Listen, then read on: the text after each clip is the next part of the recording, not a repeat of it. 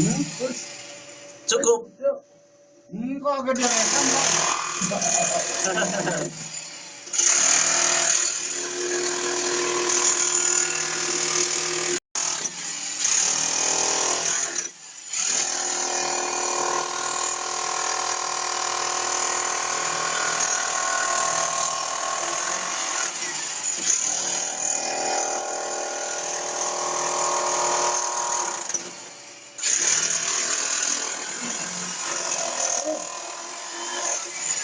Terus Cukup.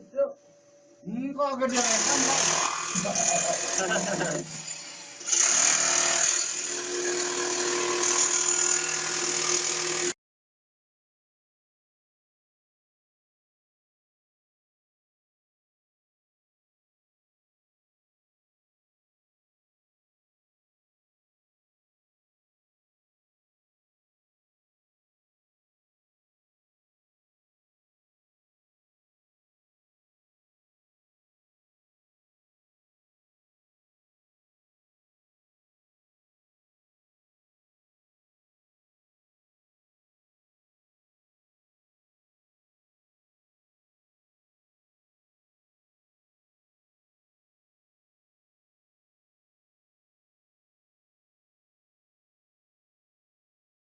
Loh iya dah, saya korban terus karena apa?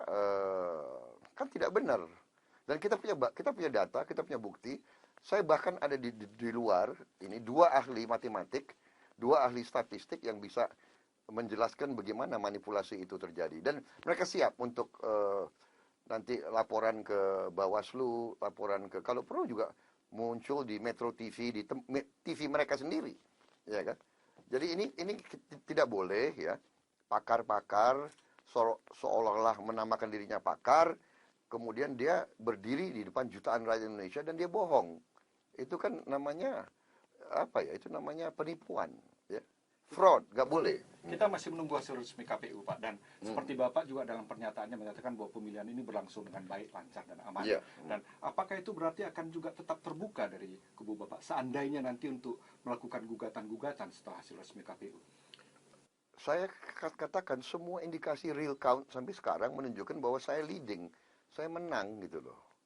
Jadi ya, tapi kita juga banyak laporan ya, banyak kasus-kasus yang tidak benar ya, ada kasus kotak suara yang dicuri, ada saksi diintimidasi dan sebagainya dan sebagainya. Nah, ini kita sudah laporkan ke Bawaslu semuanya. Dan ini kita akan proses di jalur hukum.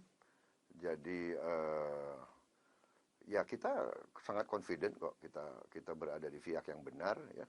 Dan nanti kan harus semua itu kan harus ada bukti, harus ada proses, ya kan? Yang saya sesalkan ya, tadi juga yang ditanya di televisi, ditanya selalu, Pak Prabowo kalau kalah bagaimana? Oh, saya berkali-kali ngomong, Anda kan sudah di Indonesia berapa bulan kan ini? Iya, benar. Ya, 2 minggu. 2 minggu. Tapi Anda bisa cek semua rekaman. Saya berkali-kali bicara waktu hari pertama pendaftaran di KPU, waktu dapat nomor di KPU, waktu ada upacara kampanye damai di KPU, saya selalu ngomong, apapun keputusan rakyat saya akan hormati. Tidak ada kata-kata dari Jokowi dan JK. Sampai hari ini nggak ada. Malah dia bilang sebelum kalau kita tidak menang berarti curang. Bayangkan. Ya kan? Di tengah-tengah keyakinan Bapak ya bahwa akan memenangkan sesuai dengan KPU nanti ini, tentu Bapak juga kembali sudah seperti Bapak katakan siap menerima hasilnya apapun saja dan juga siap menerima kekalahan seandainya, karena Bapak kan yakin menang sejauh ini. Iya benar. Kalau terbukti secara hukum bahwa saya kalah, tentunya saya hormati. Saya tidak mau terima mandat kalau mandat itu tidak sah.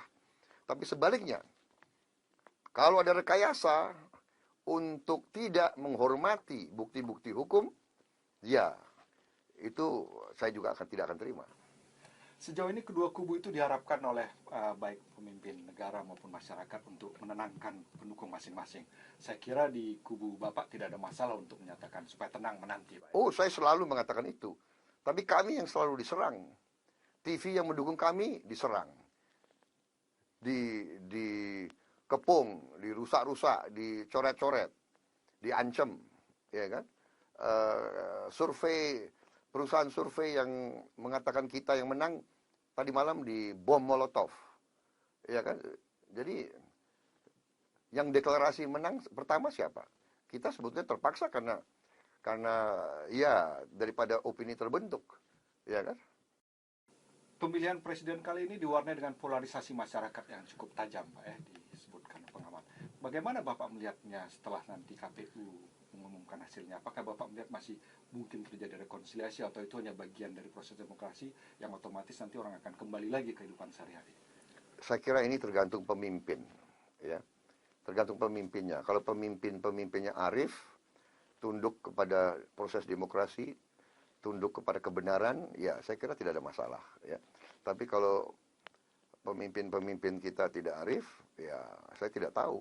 Dan terutama yang harus kita waspadai, yang harus pihak-pihak tertentu, ya.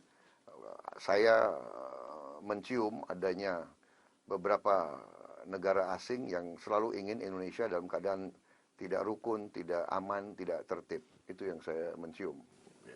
Jika diajak berkoalisi atau juga kemungkinan Bapak menawarkan koalisi sebagai rekonsiliasi nasional nanti kelak, apakah itu memungkinkan menurut Bapak? Saya kira bisa-bisa saja, tapi Anda harus tahu koalisi kita sudah sangat besar dan sangat kuat. Saya kira juga aneh kalau nanti kita ajak, habis itu tidak ada pihak penyeimbang di parlemen. Kan juga tidak demokratis seperti itu, ya. Tapi kalau ada pribadi-pribadi tertentu dari manapun, saya sudah katakan kita tidak tertutup kemungkinan bahwa kita akan mengajak dari manapun, termasuk dari apakah dari PDIP, apakah dari Hanura, Nasdem atau apa, kita, karena yang penting bagi saya adalah kepentingan nasional, yang penting adalah kepentingan rakyat. Jadi bisa saja secara teoritis, tapi tentunya saya punya koalisi yang kerja keras dan koalisi saya juga punya kader-kader yang hebat-hebat. Ini kampanye sudah berakhir, pemungutan suara sudah berakhir. Bapak sudah mulai banyak istirahat lagi, udah cukup tidur seperti sekala atau masih tetap sibuk? Aduh, belum. Ternyata belum bisa sepenuhnya istirahat, tapi ya nyatanya sekarang saya jam 9 kan masih di tempat Anda ini. Iya kan? Tapi jam tidurnya sudah lebih banyak, Pak? Tahu belum? Jam tidur belum, tapi sudah pelan-pelan saya coba untuk teratur begitu. Ya, ya.